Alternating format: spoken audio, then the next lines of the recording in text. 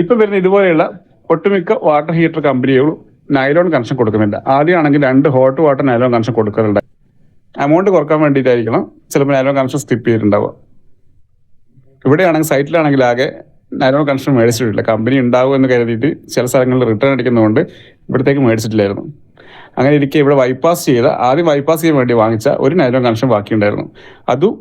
അത് പിന്നെ ഇലക്ട്രിക് വാൾവിലേക്ക് ഒരു നൈലോൺ കണക്ഷൻ കൂടെ വേണമല്ലോ. അപ്പം നിലവിൽ ഷോപ്പിലേക്ക് പോയി വാങ്ങിക്കാതിരിക്കാൻ വേണ്ടിയിട്ട് ഇവിടെ ഉണ്ടായിരുന്ന ഒരു പഴയ നൈലോൺ കണക്ഷൻ ലെങ്ത് കൂടിയത് കട്ട് ചെയ്ത് ഉപയോഗിക്കുകയാണ്. എങ്ങനെയാണ് അത് കട്ട് ചെയ്ത് ഉപയോഗിക്കാൻ നോക്കാം.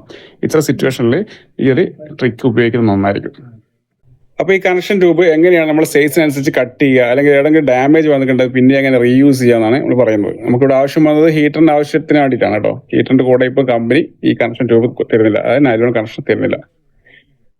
സാധാരണ ഒരു എല്ലങ്കി എടുത്തിട്ട് ഈ കണക്ഷൻ ട്യൂബിന്റെ ഹോൾഡറിലേക്ക് ഇറക്കി വെച്ചിട്ട്, ഇതൊരു സ്ക്രൂ ആണ്, ഇത് ആരും ശ്രദ്ധിക്കാതെ പോകുന്ന സംഗതിയാണ്. ജസ്റ്റ് ഒന്ന് ഇതേപോലെ അയച്ചെടുക്കുക.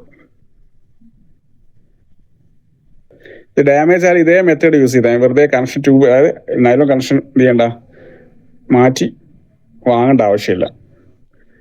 ഇതേപോലുള്ള ത്രെഡുള്ള ഒരു ഹോൾഡറാണ്. ഇത് മാറ്റിയതിന് ശേഷം സാധാരണ MLC പൈപ്പ് അല്ലെങ്കിൽ ഗൾഫിൽ ഉപയോഗിക്കുന്ന ഫ്ലെക്സിബിൾ പൈപ്പ് പോലുള്ള ഒരു സ്ലീവും കൂടെ ഉണ്ടാവും. ഇത് അയച്ച് മാറ്റിയതിന് ശേഷം എത്രയാണോ നിങ്ങൾക്ക് വേണ്ടത് ആ വേണ്ട സ്ഥലത്തേക്ക് വെച്ചിട്ട് ഇങ്ങനെ കട്ട് ചെയ്ത് നോക്കുക.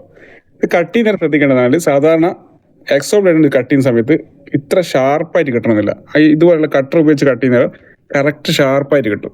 പിന്നെ ഒന്നുമില്ല, നേരെ ഇതിങ്ങോട്ടേക്ക് കടത്തി വിടുക. ഈ നേരത്തെ കഴിച്ച് വെച്ച സാധനമല്ലേ, ജസ്റ്റ് ഇവിടെ വെച്ച് അല്ലെങ്കിൽ ഉപയോഗിച്ച് എന്ത് ചെയ്യുക, ടൈറ്റ് ചെയ്ത് കഴിഞ്ഞാൽ ഇതിൽ പണി കഴിഞ്ഞു. പിന്നെ നമുക്ക് അവിടെ വാസ്റ്റർ ഉപയോഗിച്ചിട്ട് നമുക്ക് ഈ വർക്ക് കംപ്ലീറ്റ് ചെയ്യാം. കുറച്ച് ടൈറ്റ് ഉണ്ടാവും, കാരണം ഫസ്റ്റ് ആയതുകൊണ്ട് ഈ ത്രെഡിൽ പുതിയ ത്രെഡ് ഉണ്ടാക്കുകയല്ലേ ചെയ്യുന്നത്, അതിന് ബുദ്ധിമുട്ടുണ്ടാവും.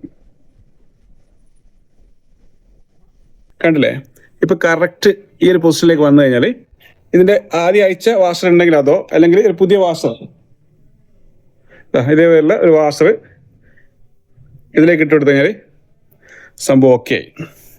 അതായത് ഇതുപോലെയുള്ള കണക്ഷൻ ട്യൂബിൽ ഡാമേജ് വരികയോ അല്ലെങ്കിൽ നിങ്ങൾക്ക് കണക്ഷൻ ട്യൂബിന്റെ ലെങ്ത് കുറക്കുകയോ ചെയ്യണമെങ്കിൽ പുതിയ ട്യൂബ് മേടിക്കേണ്ട ആവശ്യമില്ല.